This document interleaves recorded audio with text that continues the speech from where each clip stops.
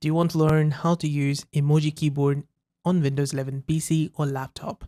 In this video, I'll show you how to get access to it and use it. So let's get to it. So let's open up a notepad here.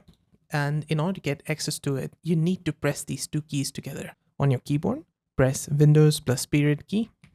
And it's going to open up this emoji and more. Press on these emojis here, or you can go to this emoji icon on top here.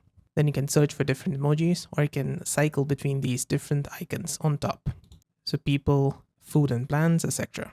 You just need to click on these emojis here in order to type them on Notepad or anywhere, wherever you want to place them.